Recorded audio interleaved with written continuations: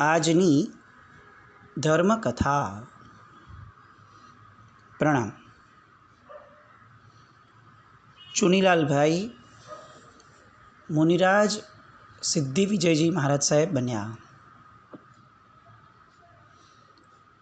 એમના શ્રાવક જીવનની અંદર એમણે જે ગુણો કેળવેલા, વૈરાગ્ય અને સ્વાધ્યાય, આ બંને એમના જીવનનો, શ્રાવક જીવનનો પ્રાણ કહી શકાય એટલી હદ સુધી એમણે એને વાગોડ્યા હશે.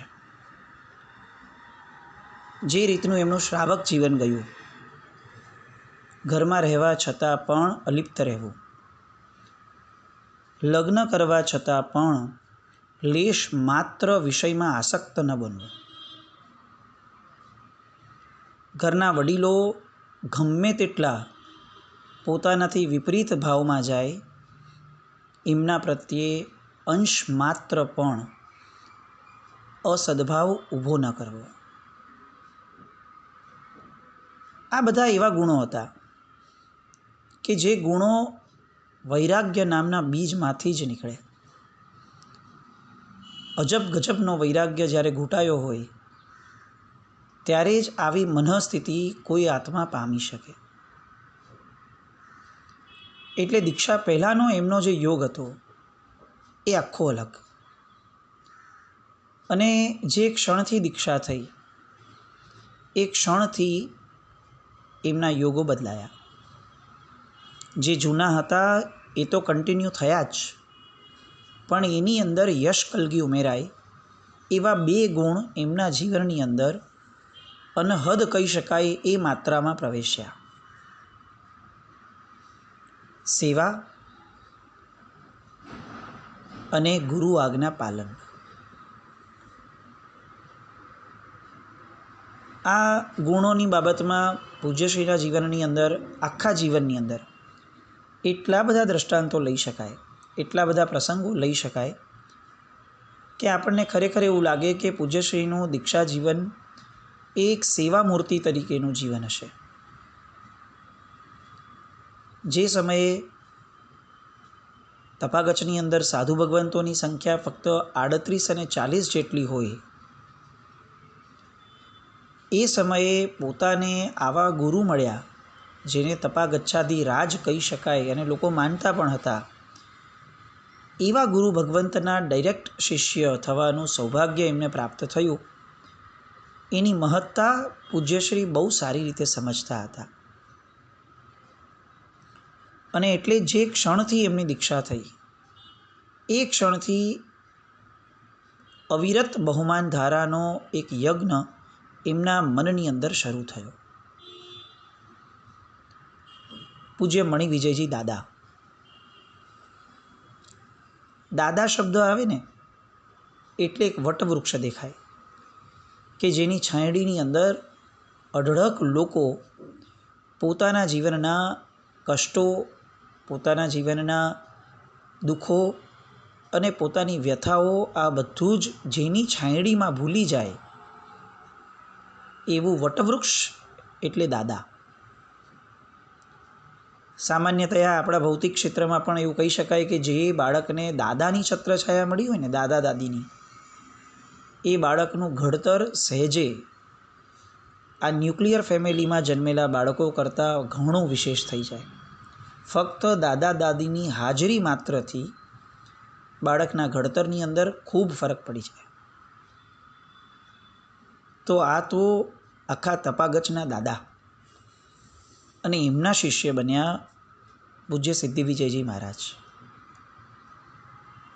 એટલે હવે એમને એમના મનની અંદર પૂજ્ય મણિ વિજયજી દાદા માટેનો જે સદ્ભાવ, અહોભાવ, બહુમાન ભાવ એટલો બધો વધાર્યો કે જાણે ગુરુ એ જ સર્વસ્વ એવું એમના જીવનમાં પ્રતીત થવા લાગ્યું. અને આ કુદરતનો નિયમ છે કે તમારું આપેલું ક્યારે પણ નિષ્ફળ નથી જતું.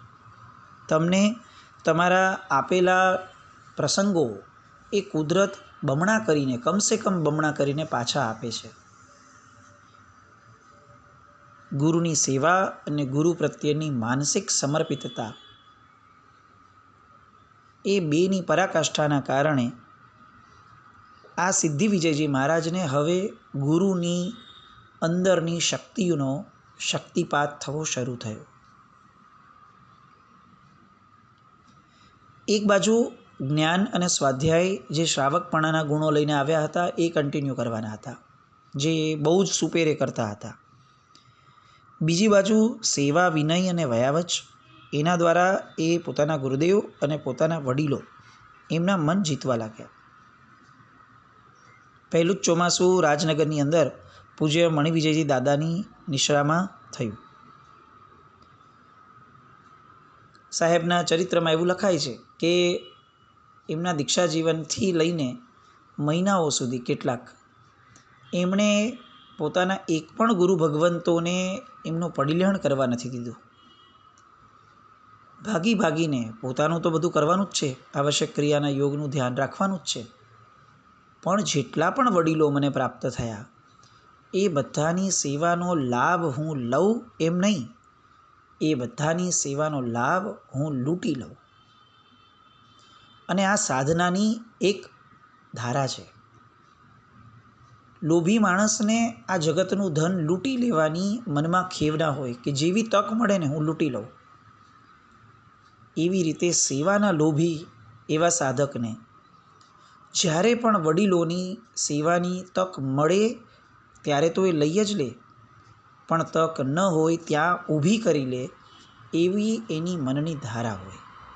જે ધારા પૂજ્ય સિદ્ધિ વિજયજી મહારાજ સાહેબમાં ઓતપ્રોત બની ગઈ હતી એવું કહીએ તો પણ ઓછું ન ગણાય.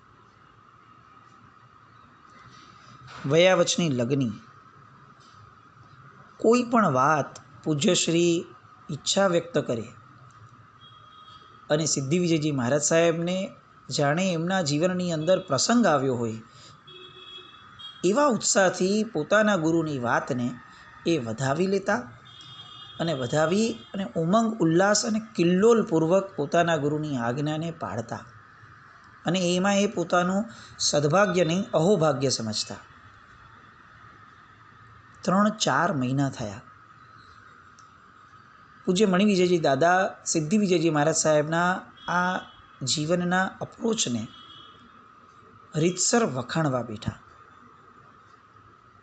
સાહેબની હાજરી ન હતી સિદ્ધિ વિજયજી મહારાજની, અને મણિવિજયજી દાદા એમના શિષ્યો સાથે બેઠા હતા. અને સહેજે એમણે વાત કરી કે આ સિદ્ધિ વિજય નવા નવા આવ્યા છે, પરંતુ એમને જોઈને એવું લાગે નહીં કે આ નવા આવ્યા છે. એમનો જે સૂઝકો છે, એમની જે વડીલો પ્રત્યેની બહુમાનની ધારા છે, વડીલોના કહેણને, શબ્દોને ઝીલી લે એ યોગ્યતા તો ખરી જ, પણ વડીલો બોલે એ પહેલાં એમના મનમાં શું ચાલે છે એવી મનની ધારાને પણ સમજી લે એટલો જબરદસ્ત એમનામાં અંદરમાં એવો બહુમાન ભાવ પ્રગટ્યો છે. અને આ બહુમાન ભાવના કારણે એમની વયાવચની જે ધારા છે એ એટલી બધી અનુમોદનીય બનતી જાય છે કે આપણને એમ લાગે કે આ જીવ એ ક્યાંક ને ક્યાંક આ વૈયાવચ ગુણના કારણે બહુ જ નજીકના ભવિષ્યમાં તરી જશે. આ શબ્દો હતા એવા વ્યક્તિના, એવા મહાપુરુષના કે જેમના મુખેથી ફક્ત ધર્મલાભ સાંભળવા માટે પણ લોકો તડપતા હતા. એવા મણિવિજયજી દાદા 4 જ મહિના જેમને થયા છે દીક્ષાને, એવા પૂજ્ય સિદ્ધિ વિજયજી મહારાજ સાહેબ માટે આવા શબ્દો કહે છે. આપણા હૃદયમાં ગુરુ હોય એ બહુ સુંદર, પણ ગુરુના હૃદયમાં આપણે હોઈએ એ અતિ સુંદર. અને એમાં પણ 4 જ મહિનાના ગાળાની અંદર પોતાના ગુરુના હૃદયની અંદર આ રીતે એક સ્થાન મેળવવું એમ નહીં, જાણે હૃદયનો કબજો લઈ લેવો, એ લેવલ સુધી પહોંચવું એ બતાવે છે કે પૂજ્ય સિદ્ધિ વિજયજી મહારાજ સાહેબના 4 મહિના કેવા દિવસ રાત સ્વાધ્યાયની સાથે વયાવચના યોગમાં વીત્યા હશે. સમય ગયો અને લગભગ 5 કે 6 મહિના જેવો સમય વીત્યો. વિક્રમ સંવત 1935 સાહેબ હતા રાજનગરમાં, અને આ બાજુ સુરતની બાજુમાં રાંદેર નામનું એક ગામ. આ ગામની અંદર શાસન અધિષ્ઠાયક મણિભદ્રજી એમની સુંદર મજાની ભક્તિ કરતા લોકો અને એમનું સુંદર મજાનું મંદિર, બહુ મહિમાવંત સ્થળ એટલે રાંદેર. આ રાંદેરની અંદર એક વૃદ્ધ મુનિરાજ વર્ષોથી સ્થિરવાસમાં હતા. સ્વભાવે અત્યંત કડક, પરંતુ રાંદેરના શ્રાવકોએ એ મહામુનિરાજને ખૂબ સુંદર રીતે સાચવ્યા હતા. બધા જ એમની એકલઠાણા હતા, અને પણ છતાં પણ ક્યાંય ઓછાપણું આવે નહીં એ રીતે આખો સંઘ એમને સાચવતો. આ કેટલાક વર્ષો પૂર્વેની એક એવી ધારા હતી કે જે અત્યારે આપણે લાવવી બહુ જરૂરી છે. આજે આમ જોવા જઈએ ને તો રાજનગરની અંદર કેટલા બધા સ્થળો એવા હશે કે જ્યાં સ્થિરવાસમાં મહાત્માઓ, સાધ્વીજી ભગવંતો, સાધુ ભગવંતો, એ કોઈ એપાર્ટમેન્ટ હોય કે કોઈ નાનો ઉપાશ્રય હોય, પોતાનું સ્થાન હોય, એમાં એ સ્થિરવાસમાં રહ્યા હોય અને એનો અઢળક ફાયદો ત્યાં રહેતા લોકો લેતા હોય. કારણ કે પૂજ્યશ્રી પ્રવચન આપી શકે છે કે નહીં, એની કિંમત પરમાત્માના શાસનમાં મિનિમમ કરતાં પણ ઓછી છે. પૂજ્યશ્રીનું અસ્તિત્વ છે, એની કિંમત અતિશય છે. અને એના કારણે કેટલા બધા મહાત્માઓ કે જે શરીરથી હવે થાક્યા છે, જેમનું શરીર હવે એવું સાથ નથી આપતું કે એવો વિહાર કરી શકે, એવા બધા જ મહાત્માઓને આ રાજનગર બહુ સરસ રીતે સંભાળી રહ્યું છે. અન્ય પણ આપણે ત્યાં ઘણા આવા ક્ષેત્રો હશે કે જ્યાં સ્થિરવાસમાં રહેલા મહાત્માઓ,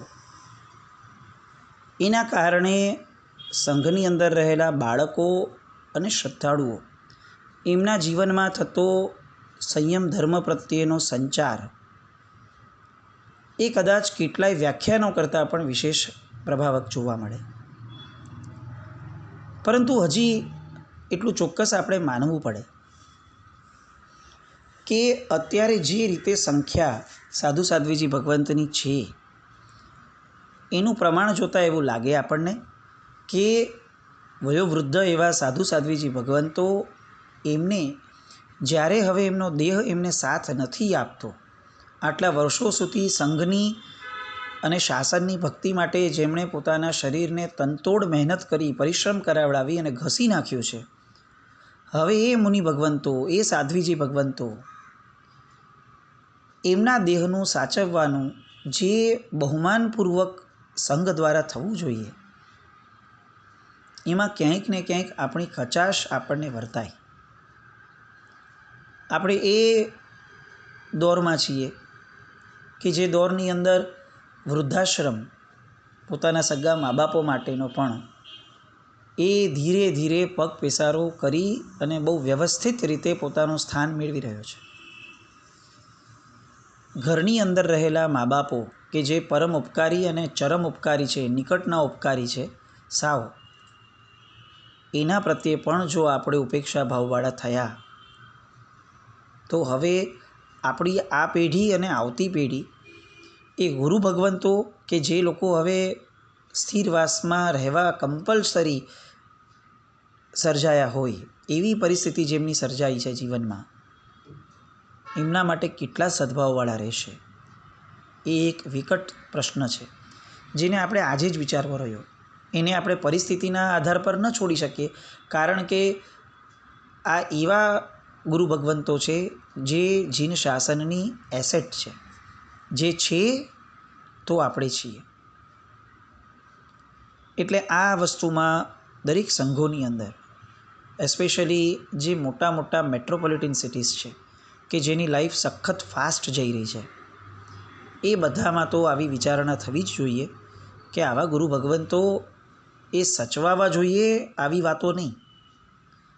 આવા ગુરુ ભગવંતો એ આપણા ખરેખર અહોભાગ્ય છે કે આપણા આંગણે આપણને આવો લાભ મળે છે, એવું વિચારી અને એમની વયાવચની તમામ વ્યવસ્થાઓ અતિશય બહુમાનપૂર્વક થવી જોઈએ.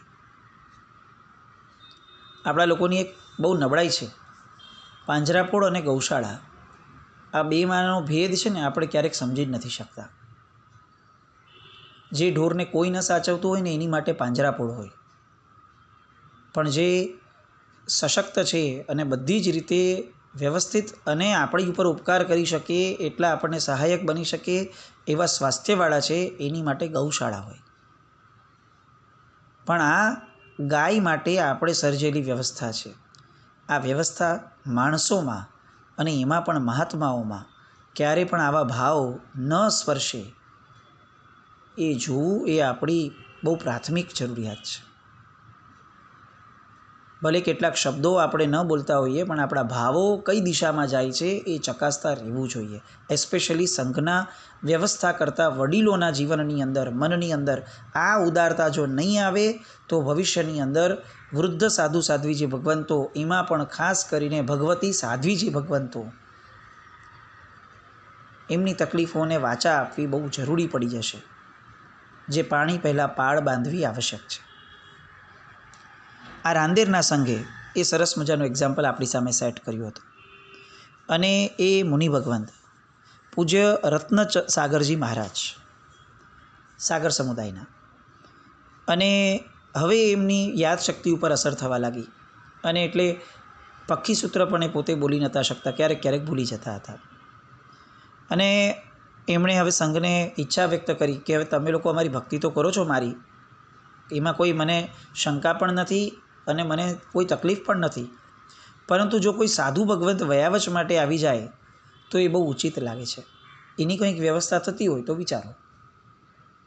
શરીરની લાચારી એ કેટલી ગજબ હોય છે એ આપણે રોજ અષ્ટપ્રકારી પૂજાને દુહામાં જન્મ જરા, આ જે જરા શબ્દ છે એના દ્વારા પરમાત્મા આગળ એ જ માંગીએ છીએ કે ભગવાન જન્મ આપ્યો, મૃત્યુ મળવાનું છે નક્કી છે, પણ આ બેની વચ્ચે બીજું બધું મળે તો ચાલે, પણ એવી જરા, એવી વૃદ્ધાવસ્થા, એવી અવસ્થા ન આપો કે જે અવસ્થા લાચારી અને દીનતાભરી હોય.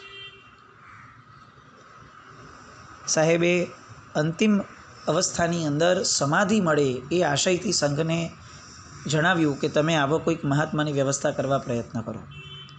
સંઘના ભાઈઓએ વિચાર વિમર્શ કર્યો અને એ સમયે તપાગજ આખાના વડીલ દાદા વટવૃક્ષ એવા મણિવિજયજી મહારાજ પન્યાસજી, એમની પાસે જવાનું નક્કી કર્યું. બીજા જ દિવસે રાંદેર સંઘના ભાઈઓ રાજનગર સાહેબના ચરણોમાં ઉપસ્થિત થયા. વિધિવત વંદના કરી રત્નસાગરજી મહારાજની વયાવચ અને સમાધિ એની આખી વાતો જણાવી અને સમાધિ માટે હવે એક મુનિ ભગવંતનું આવવું આવશ્યક અને અનિવાર્ય બનતું જાય છે એવી વ્યથા પણ વ્યક્ત કરી.